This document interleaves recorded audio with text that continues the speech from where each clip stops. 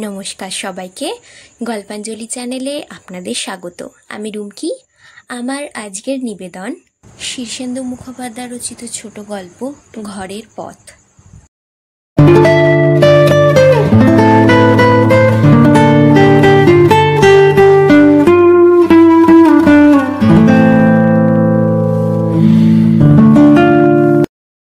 আমার বাবা গিয়েছিল বিদেশে রোজগার করতে, মা গিয়েছিল পাহাড়ে পাতা কুড়োতে। কেউই আর ফিরল না।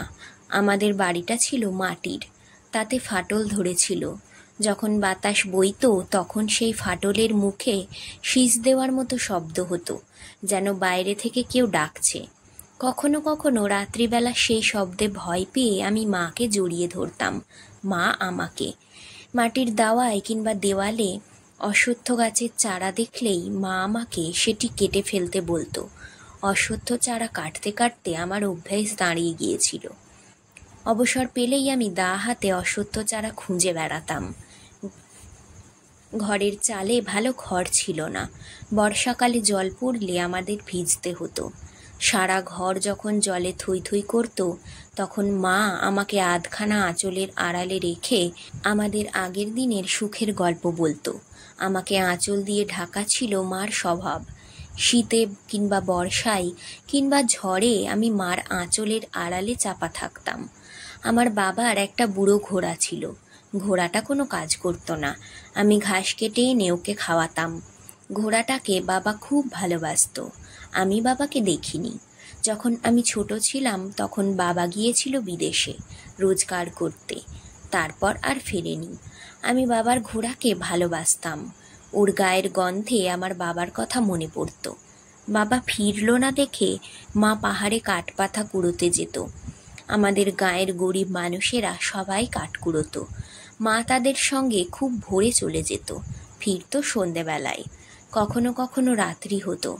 যাওয়ার সময় মা বলতো, সারাদিনে ঘর পাহারা দিও, ঘোড়াটাকে ঘাস জল দিও, সন্ধেবেলায় শুকনো পাতা জড়ো করে বাইরে একটা আগুন জ্বেলে তার পাশে বসে থেকো। পাহাড় থেকে আগুনটি দেখতে পেলেই আমি বুঝবো তুমি ভালো আছো, ঘরে আছো, তাহলেই আমার ভাবনা থাকবে না। আমি সারাদিন ঘরে থাকতাম, ঘোড়াটাকেও ঘাস জল দিতাম, আর সন্ধে হলেই শুকনো পাতা জড়ো করে বাইরে একটি মস্ত আগুন জ্বালাতাম। আগুনের পাশে বসে দেখতাম দূরে, বহু দূরে নীল পাহাড় দৈত্যের মতো মাথা উঁচু করে দাঁড়িয়ে আছে। আমার বাঁ দিকে মস্ত মাঠের ওপাশে সূর্য ডুবে যাওয়ার পর পাহাড়টি মেঘ আর কুয়াশার মতো আবছা হয়ে যেত। তবু পাহাড়টি আমার চোখ থেকে কখনো হারিয়ে যায়নি। ছবির মতো পাহাড়টা আমার চোখের ওপর স্থির থাকতো। আগুন জ্বলতে জ্বলতে নিভে আসতো। পাহাড়টিকে আমার বড় ভয়। ওই পাহাড় পেরিয়ে আমার বাবা চলে গিয়েছিল, আর ফেরেনি। মা কখন ফিরবে ভাবতে ভাবতে আমি কখনো কখনো ঘুমিয়ে পড়ে মা ফিরে আসার স্বপ্ন দেখতাম। কখনো কখনো মা আমাকে বাবার গল্প বলতো। ওই পাহাড়ের ওপাশে অনেক নদী নালা খাল বিল পেরিয়ে বাবা বিদেশে গেছে। সেখানে যেতে হলে কটা নদী কটা পাহাড় পার হতে হয় মা জানে না। মা শুধু জানে একদিন বাবা অনেক রোজগার করে ফিরে আসবে। তখন আমি নতুন জামা জুতো পরে একটা বাচ্চা ঘোড়ায় চড়ে বাবার বুড়ো ঘোড়াটার পাশে পাশে টগবগিয়ে কোথাও চলে যাব। মা কখনো কখনো পাহাড়টাকে অভিশাপ দিত, ওটা গোটা পৃথিবীটাকে আড়াল করে বসে আছে বলে। আবার কাঠপাতা কুড়োতে ওই পাহাড়েই যেত। একদিন মা আর ফিরল না। অনেকক্ষণ জ্বলে জ্বলে আগুনটা নিভল। দূরের নিচে পাহাড় মেঘ আর কুয়াশার মতো আবছা হলো। মা আর ফিরল না। ভোর হতেই আমি মার খোঁজে বেরোলাম। যারা কাঠ কুড়োতে গিয়েছিল তারা সবাই ফিরেছে, শুধু আমার মা বাদে। তাদের মধ্যে একজন বলল, তোর মা গেছে সুখের খোঁজে পাহাড়ের ওপারে, তুই ছিলি গলার কাঁটা, তাই তোকে ফেলে গেছে। আমার বিশ্বাস হলো না। ওরা হাসলো প্রাণ খুলে। আমার পিঠে চওড়া হাতের চাপড় মেরে বলল, তার জন্য ভাবনা কি, তুইও তো জোয়ান মরদ হয়ে উঠবি দুদিন বাদে, খেটে খেতে পারবি না, চিরকাল কি মায়ের আঁচল চাপা থাকে কেউ, নাকি আমাদের তাই করলে চলে? মা আমাকে ফাঁকি দিয়ে কোথাও লুকিয়ে আছে ভেবে সারা গাঁ পাতি পাতি করে খুঁজলাম। ওরা বলল, খুঁজে কি করবি, তার চেয়ে পাহাড়ে চল, পাতা কুড়োবি। আমি পাহাড়ে গেলাম, কিন্তু কাঠ পাতা কুড়োতে মন গেল না। ওরা বলল, তোর মা গেছে সুখের খোঁজে পাহাড়ের ওপারে, আয় কাঠ কুড়োবি। আমি জেনেছিলাম যে আমি আছি বলেই মার সুখ। সুখ মানেই দুঃখের সঙ্গে লড়াই করার শক্তি। আমি আছি বলেই মার সেই শক্তি আছে। অনেক বড় হয়ে জেনেছিলাম যে আমিই মার দুঃখ। আমি ছিলাম বলেই মা সুখের খোঁজে চলে যেতে পারছিল না। দুঃখ মানেই সুখের পথ আগলে যে দাঁড়ায়। আমার বাবা গেল পাহাড়ের ওপারে, আমার মাও আর ফিরল না। রইল শুধু ঘোড়াটা। সেই ঘোড়াটাও বুড়ো হয়েছে, কাজকর্ম করতে পারে না। কখনো মাঠে চড়তে যাই, বেশিরভাগ সময়ে ঘরে বসে ঝিমোই। আমি ঘাস কেটে এনে খাওয়াই, জল দিই। যেমন বাপ বুড়ো হলে ছেলে তার কাজকর্ম করে। মাঝে মাঝে ওর প্রকাণ্ড বুড়ো মাথাটি আমার কাঁধে নামিয়ে রাখত। তখন ওর ঘন গাঢ় দীর্ঘ নিঃশ্বাসের শব্দ শোনা যেত। সে নিঃশ্বাসে ওর গায়ের চামড়া থরথর করে কাঁপত। ওর মুখে, চোয়ালে, ঘাড়ে শিরাগুলো থাকতো ফুলে। ওর ভাঙাচোরা মুখটা ছিল গাছের কাণ্ডের মতো এবড়ো খেবড়ো। ওর প্রকাণ্ড ঘাড়টা দু হাতে জড়িয়ে থেকে আমার মনে হতো যেন বহুদিনের পুরনো একটা বটগাছ শাখা প্রশাখা মেলে আমায় আশ্রয় দিয়েছে। একদিন ঘোড়াটিকে দেখে গাঁও বুড়ো বলল, ঘোড়াতে চেপে তোর বাপ বিয়ে করতে গিয়েছিল। ঘোড়াটি তোর বাপের মতন, ওকে যত্ন আত্তি করিস। ঘোড়াটিকে নিয়ে ছিলাম মেতে। বাদবাকি সময়টা কাটতো চুপচাপ দাওয়ায় বসে। বাতাস আমাদের ফাঁকা বাড়িটাই শীষ দিয়ে খেলা করত। দেখতাম শাকের জঙ্গলে নেচে বেড়াচ্ছে। ধনে পাতার গন্ধে বাতাস ভারী, সরসর করে গাছের শুকনো পাতায় বাতাস বইছে। কুয়োর পাড়ের ছোট্ট একটু গর্তে জল জমে থাকা শালিক চান করছে জল ছিটিয়ে। ও চলে গেলে জলের কয়েকটা সরু রেখা থাকতো মাটিতে, কয়েকটা পালক বাতাসে। আমার চকচকে দাটাতে মরচে পড়ল। সারা বাড়িটাই অশ্বত্থ চারা গজিয়ে উঠল। দিন কাটে। সন্ধে হলে পাতা জড়ো করে আগুন জেলে চুপ করে শুয়ে থাকি। আগুনটা মরে এলে তার নরম আঁচ অনেকটা মায়ের শরীরের তাপের মতো মনে হয়। তাই কখনো ঘুম আসে শরীর অবশ করে দিয়ে। যে দাই আমার নাড়ি কেটেছিল সে এসে একদিন বলল, এমনি করে কি না খেয়ে মরবি? তার চেয়ে আমার কাছে চল। আমার তো ছেলে নেই, একটা মাত্র মেয়ে, দুজনে থাকবি। আমি রাতে স্বপ্ন দেখি বাবা ফিরে আসছে। হ্যাঁ, যেমন তোর মা মুখ পুরি ফিরল, তা খাস কি? শাক পাতা যখন যা হয়। বুড়ি গজগজ করে আমাকে বকতে বকতে চলে গেল। তারপর থেকে দাইমার মেয়ে চন্দ্রা আমার জন্য ভাত আনতো রোজ। ভাতের থালাটা মাটিতে রেখে বেড়ালের মতো খাপ পেতে আমার দিকে চেয়ে থাকতো চন্দ্রা, যেন শহরের মানুষ দেখছে। আমি একদিন বললাম, কি দেখছিস, কি দেখিস রোজ? ও বলল, তোকে। তুই একটা বুড়ো জানোয়ারের সঙ্গে থাকিস কেন? ওকে আমি আমার বাপের মতো ভালোবাসি। ও খিলখিল করে হাসলো। তারপর আমার চোখের দিকে চেয়ে ভয় পেয়ে বলল, ভালোবাসার আর লোক পেলি না? ওটা চড়ে তুই কোন দেশ জয় করতে যাবি? আমি ভাবলাম, যাব, একদিন যাব, পূব দিকে যাব, যেদিকে সূর্য ওঠে। একদিন আমি রাজা হয়ে ফিরব, দেখিস। আমি বললাম, জানি না রে। ও হাত তুলে আমাকে আমার ঘর দেখালো। বলল, ওই দেখ, গাছের শেকড়গুলো সাপের মতো দেওয়ালের মাটিতে গর্ত খুঁড়ছে। তোর চারপাশের দেওয়াল আর বেশি দিন থাকবে না, ধসে পড়বে। সময় থাকতে শত্রুগুলোকে মুড়িয়ে কাট। আমি ঠাট্টা করে বললাম, ওরা আমার মায়ের মতো। কেটে ফেললে বাইরে থেকে ডালপালা দেখা যায় না, কিন্তু মনের মধ্যে ওদের শেকড় থাকে। শুনে ও রাগ করে চলে গেল। বলে গেল, তোর মরণ এসেছে ঘনিয়ে, একদিন তুই দেওয়াল চাপা হয়ে মরবি। আমি ভাবলাম, শেকড়গুলো গর্ত খুঁড়বে, আরও গভীর হবে, মনের দেওয়ালে চির ধরবে, ফাটল হবে, তারপর একদিন চৌচির হয়ে ভাঙবে। সেদিন আমি আমার বুড়ো ঘোড়ায় চেপে পূব দিকে রওনা দেব। গাঁয়ের লোকেরা দেখবে আমার লাঠি ডাগায় বাঁধা পুটুলিটা আস্তে আস্তে দূর থেকে দূরে পাকা ধানের ক্ষেতের আড়ালে মিলিয়ে গেল। ওরা জানবে আমি ফিরে আসবো একদিন রাজা হয়ে।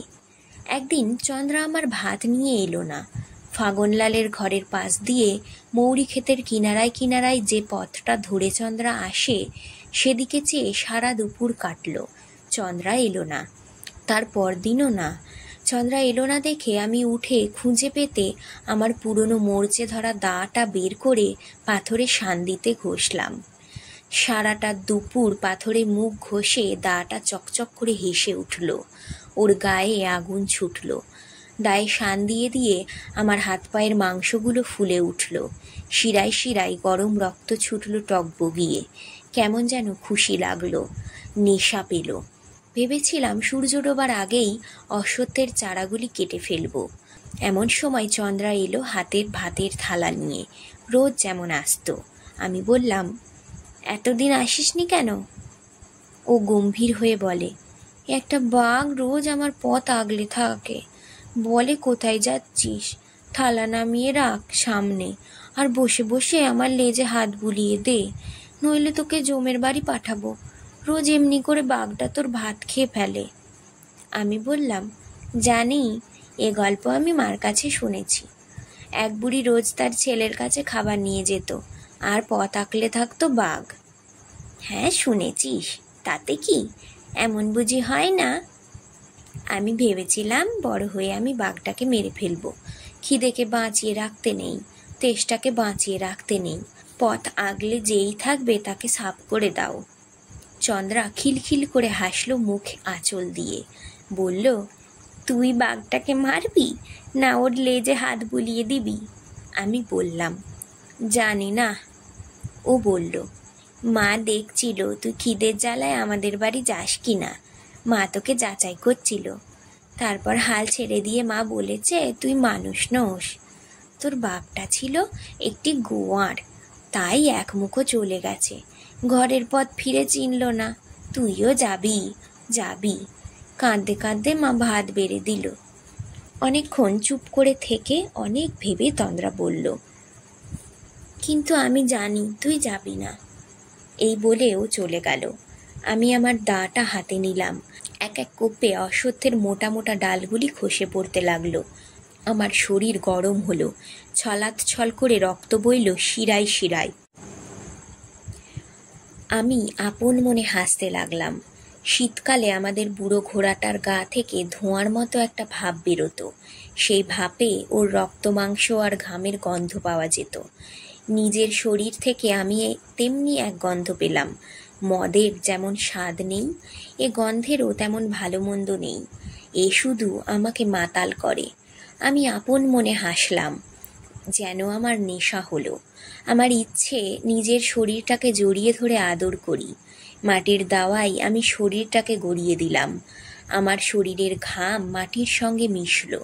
শীতের শেষে বসন্তের গোড়ার দিকে আমার কাছে এক বাঁশেওয়ালা এলো।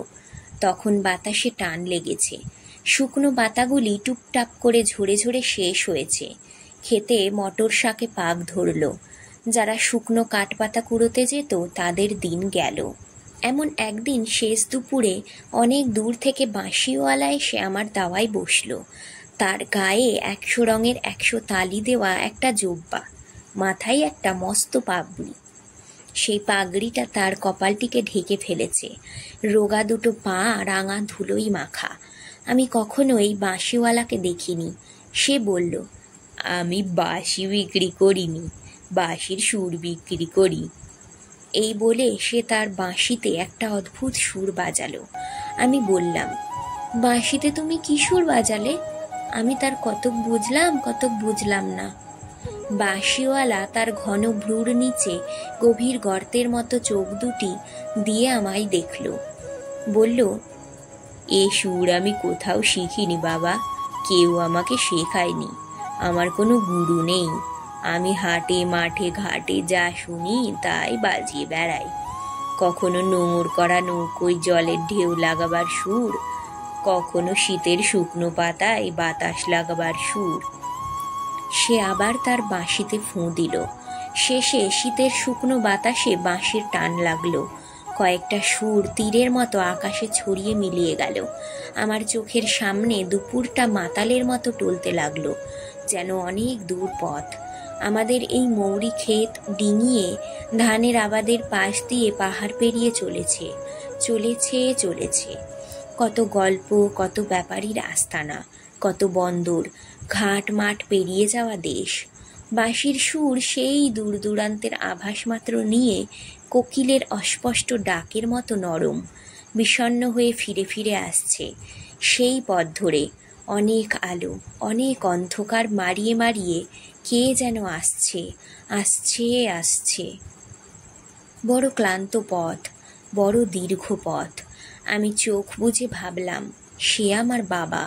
কত দিন গেল, কত রাত গেল, ঘোড়াটি বুড়ো হলো, বাবা আর ফিরল না। বাঁশিওয়ালা সুর পাল্টে নতুন সুর ধরল। কখন আমার চোখ ছাপিয়ে কান্না এসেছে। এ কেমন সুর যা দিনের আলোকে অন্ধকার করে দেয়? আমি কাঁদতে কাঁদতে বললাম, এর মানে কি? আমাকে বুঝিয়ে দাও।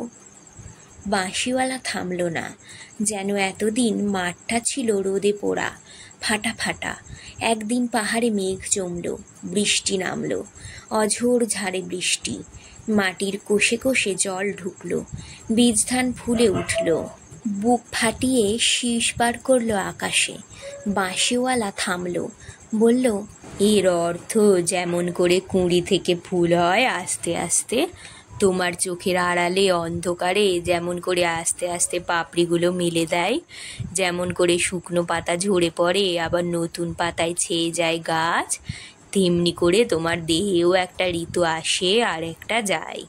এই বলে বাঁশিওয়ালা আবার তার বাঁশিতে সুর দিল, যেন বলল, বুড়ো ঘোড়াটার জন্য দুঃখ করো না, এক একটি ঋতু যায় আর একটি আসে। দুঃখকে সহ্য করো, খেতে আগুন লাগলে ফসল ভালো হয়। আমি কাঁদতে কাঁদতে বললাম, এ সুর তুমি কোথায় পেলে? সে দাঁড়িয়ে উঠে হাসলো। আমি বললাম, আমাকে এ সুর শিখিয়ে দাও, আমি তোমার মতো জোব্বা পরে বাঁশি বাজিয়ে বেড়াবো। বাঁশিওয়ালা ফিরে বলল, তুমি আমাকে অবাক করলে বাবা, এ জোব্বা কি তোমাকে মানায়? আমি যেখানে যেমন পেয়েছি তেমন কুড়িয়ে ঘুরিয়ে এই কাপড়ের টুকরোগুলো জুড়ে সেলাই করে জোব্বা বানিয়েছি। যারা সুখে আছে এই জোব্বা তারা সাধ করে পরে না। আমার মনে রং নেই, তাই বাইরে এত রঙের বাহার। বাঁশিওয়ালা চলতে লাগলো। আমি দেখলাম শীতের ঘন রোদে রোগা পা দুটো রাঙা ধুলো মেখে সে আস্তে আস্তে আমাদের পাড়া ছাড়িয়ে চলে যাচ্ছে। কেউ তাকে ফিরিয়ে আনার জন্য ডাকছে না। শেষ শীতের গরম দুপুরে সেই অদ্ভুত বাঁশিওয়ালা আর তার সুর দূর থেকে দূরান্তরে মিলিয়ে গেল। আমি কাঁদতে কাঁদতে ভাবলাম, এ সুর তুমি কোথায় পেলে বাঁশিওয়ালা?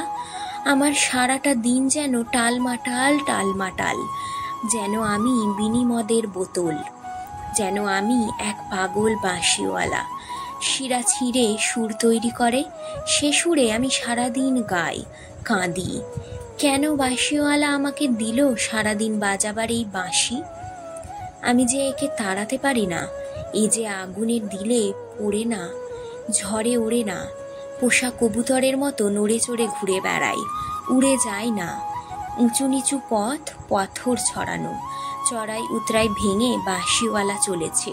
শুকনো হাওয়ায় তার চামড়া ফেটেছে, পাথরে তার পা কেটেছে, তবু তার চলবার শেষ নেই। সে পূব থেকে পশ্চিমে গেল, যেদিকে সূর্য ওঠে সেদিক থেকে যেদিকে সূর্য ডোবে সেদিকে গেল। যে পথে আমার বাবা গেছে তার বুড়ো ঘোড়া রেখে, যেদিকে মা গেছে আগুনের পাশে তার ছেলেকে বসিয়ে রেখে।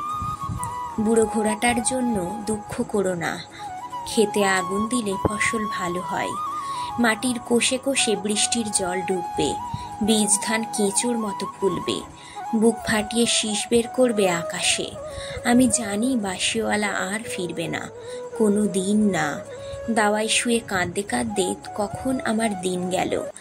একদিন সকালে ঘোড়াটাকে দেখে মনে হলো আমার চোখে ফাঁকি দিয়ে আমার সামনেই বুড়ো ঘোড়াটা কখন যেন আরও একটু বুড়ো হয়ে গেছে।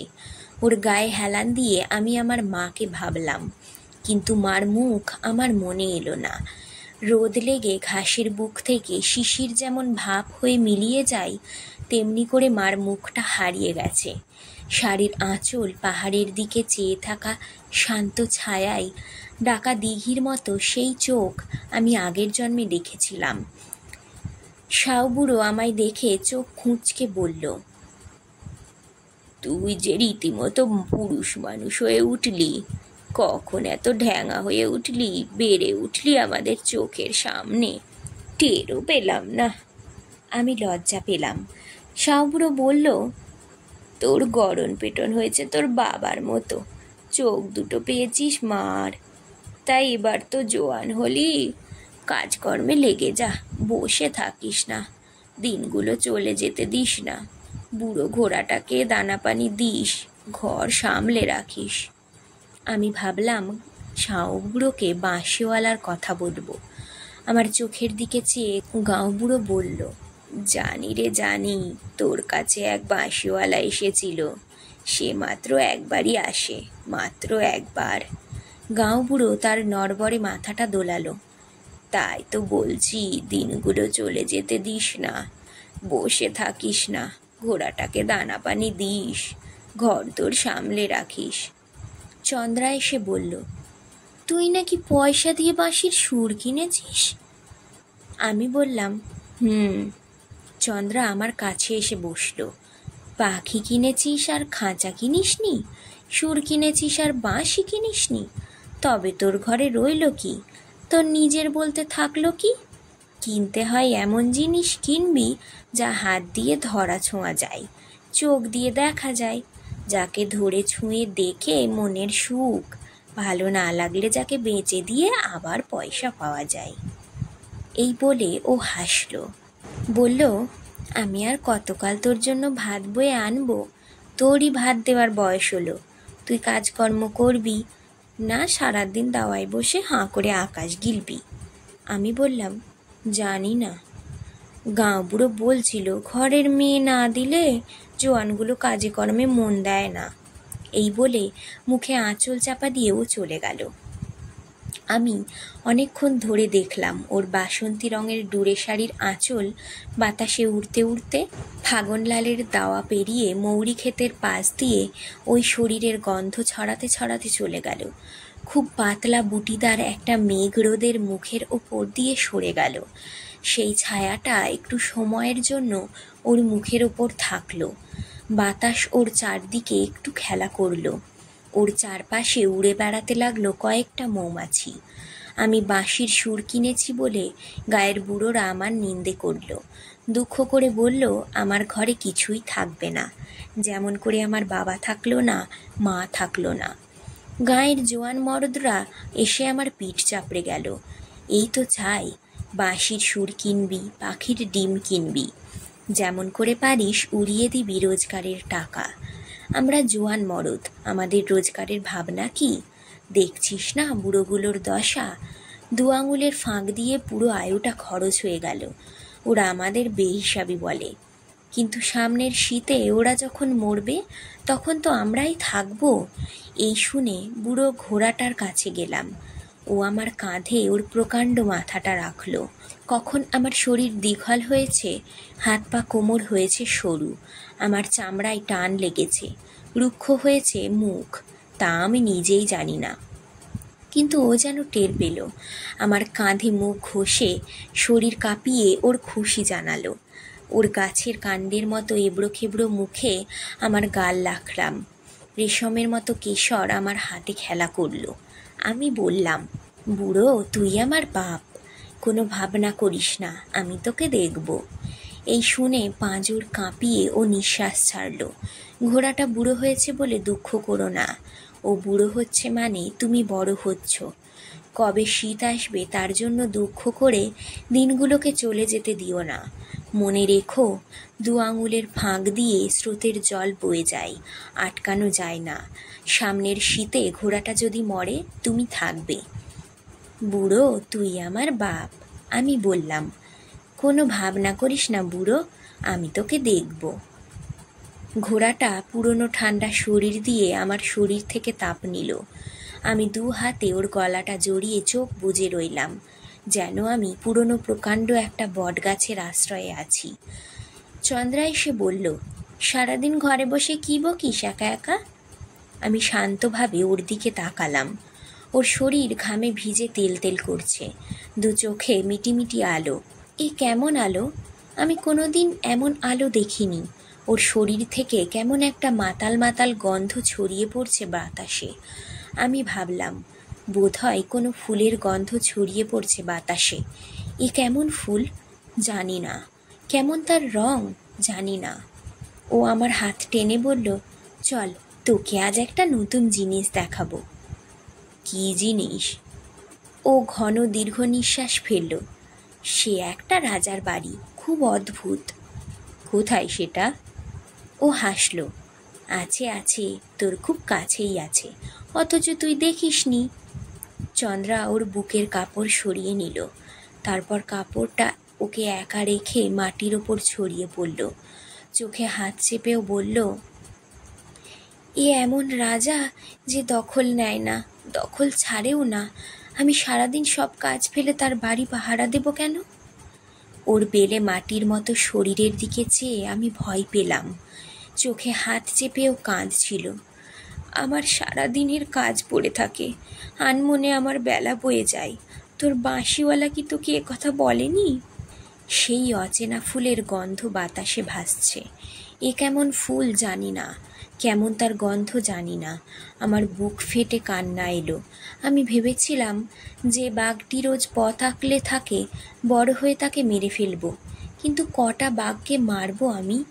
গাঁও বুড়ো বলেছিল, ঘরদোর সামলে রাখিস। গাঁয়ের বুড়োরা বলেছিল, বাঁশির সুর কিনিস না। চন্দ্রা 2 হাতে আমার মাথাটা টেনে নিল, বলল, আমি তোকে কতক বুঝি, কতক বুঝি না।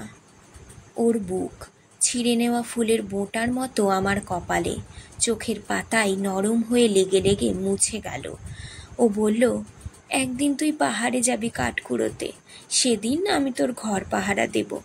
পাতা জড়ো করে আগুন জ্বালবো বাইরে, যেন তুই পাহাড় থেকে দেখতে পাস। বাঁশিওয়ালা তার প্রথম সুরে বলেছিল, ঘর বলতে তো তোর কিছুই নেই, কোনো দিন ছিল না। বৃথায় তুই সারা বিকেল আগুন জেলে পাহাড়ের দিকে চেয়ে রইলি। যারা পাহাড়ের ওপারে গেছে তারা আর ফিরবে না। আমি কাঁদতে লাগলাম। চন্দ্রা কেঁদে কেঁদে বলল, তুই যদি আমাকে ছেড়ে না যাস, আমিও যাব না। আমরা ঘর বাঁধব। ওর চোখের জলে আমার মাথা ভিজল। আমি ভয় পেয়ে ওকে জড়িয়ে ধরলাম। ও আমাকে ওর বুকের মধ্যে জড়িয়ে নিল, চুমু খেলো আমার ঠোঁটে। জন্মের পর আমরা যেমন ছিলাম তেমনি হয়ে শুয়ে রইলাম। বসন্তকাল প্রায় শেষ হয়ে এলো। আমার বুড়ো ঘোড়াটা আরও বুড়ো হয়েছে। কুটকুট করে সারাদিন ঘাস খাই, কখনো ঝিমোই। বাতাসে গরম হলকা ছুটল। বুড়োরা বলল, এইবার আকাল এলো, ঘাট শুকোবে, মাঠ ফাটবে। সেই বর্ষা যতদিন না আসছে। কাছাকাছি মাঠের ঘাসগুলো হলদে হয়ে এলো। তাই আমি একদিন বুড়ো ঘোড়াটাকে দূরের মাঠে নিয়ে ছেড়ে দিলাম। সন্ধেবেলা ও নিজেই খুটখুট করে ঘরে ফিরতে লাগলো, কিন্তু একদিন ও ফিরল না। সারা সন্ধে আমি দাওয়ায় বসে রইলাম পথের দিকে চেয়ে। দূরের পাহাড় ঝাপসা হয়ে এলো, ও এলো না।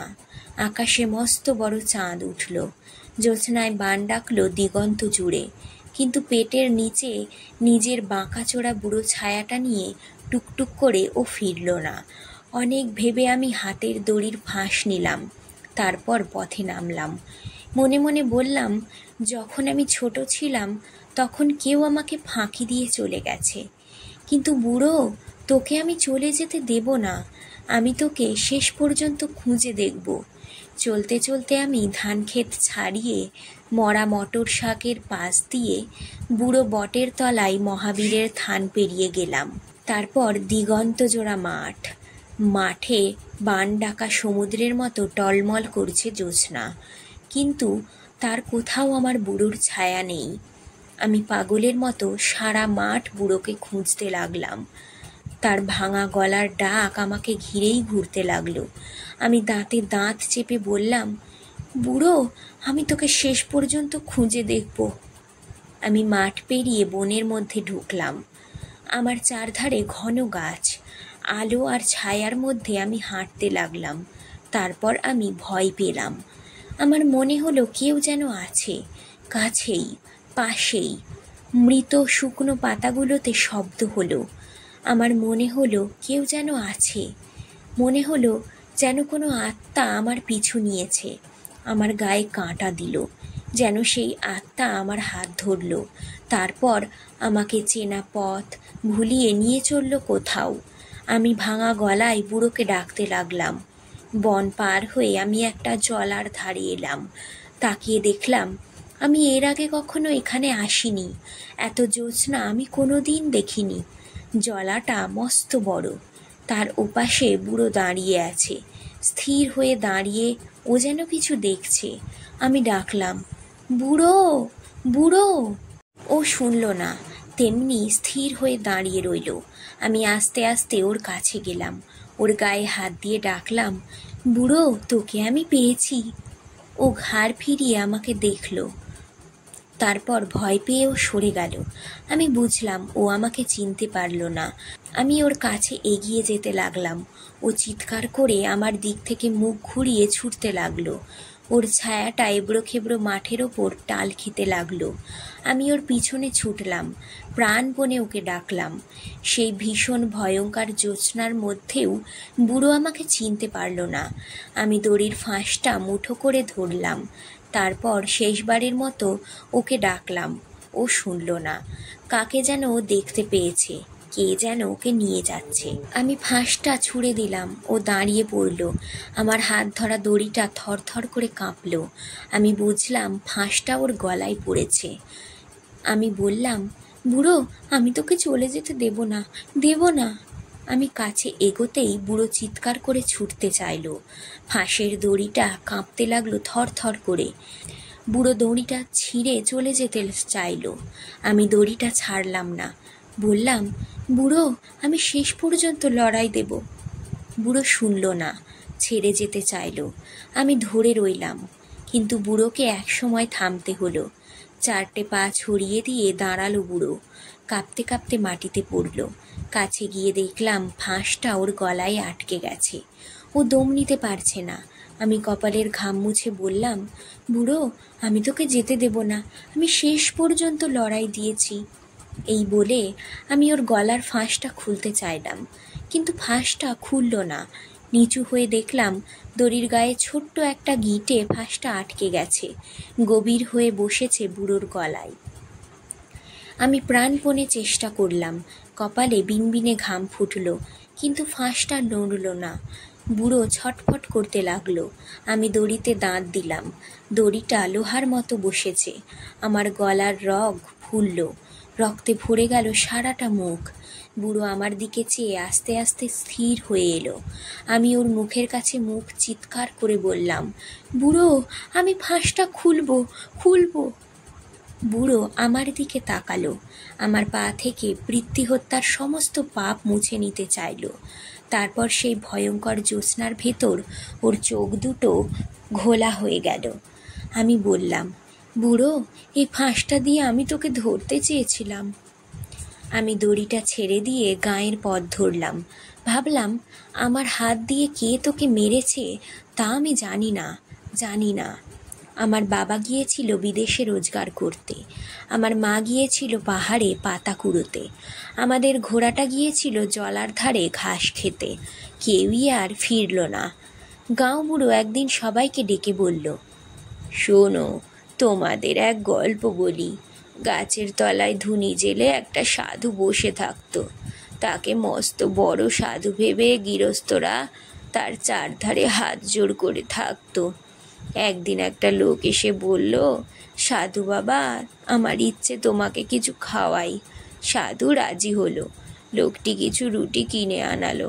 তারপর আবার বলল, সাধু বাবা, তুমি এই শুকনো রুটি কি করে খাবে? তোমার লোটাটা দাও, দুধ নিয়ে আসি। সাধু খুশি হয়ে লোটাটা দিল। লোটা নিয়ে লোকটা সেই যে চলে গেল, আর ফিরল না। সবাই বলল, তারপর? গাঁও বুড়ো বলল, তারপর লোটার শোকে সাধুর মাটিতে গড়াগড়ি দিয়ে সে কি কান্না! সবাইকে ডেকে ডেকে বলল, দেখো দেখো, চোরটার কাণ্ড দেখো, আমাকে এক পোড়া রুটি খাইয়ে আমার রূপোর লোটাটা নিয়ে ভেগেছে। সবাই বলল, তারপর? গাঁও বুড়ো হাসল, যার লোটা চুরি যায় সে বোকা, কিন্তু সেই লোটার শোকে যে গড়াগড়ি দিয়ে কাঁদে সে আরও বোকা।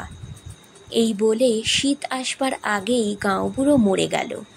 গাঁয়ের বুড়োরা জমায়েত হয়ে বলল, জন্মের পর মৃত্যু, তারপর আবার জন্ম, ঠিক যেমন ঢেউয়ের পর ঢেউ, চলতে চলতে পড়ে যাওয়া, আবার ওঠা।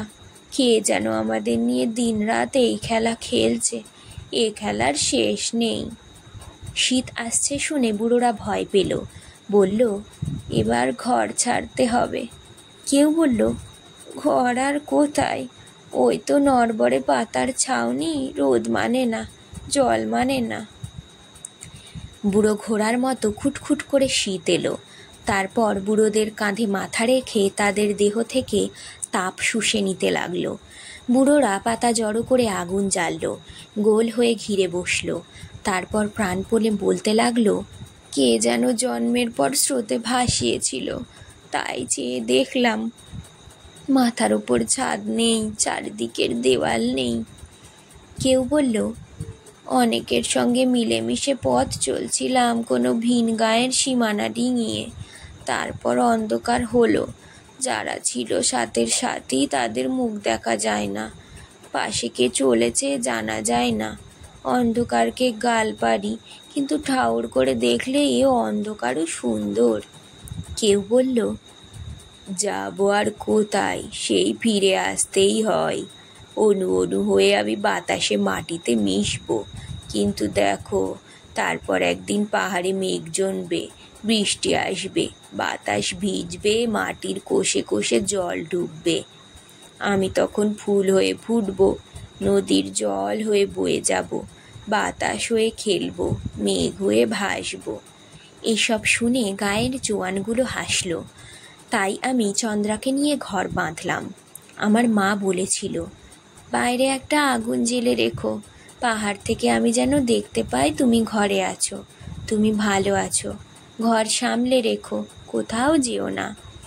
দাইমা বলেছিল, আমার কাছে চলো, আমার ছেলে নেই, তোকে ছেলের মতো পালবো।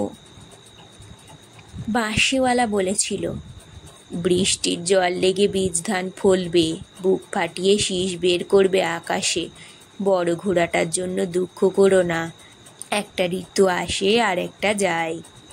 গাঁও বুড়ো বলেছিল, ঘর তোর সামলে রাখিস, বুড়ো ঘোড়াটাকে দানা পানি দিস, বসে থাকিস না, দিনগুলো চলে যেতে দিস না।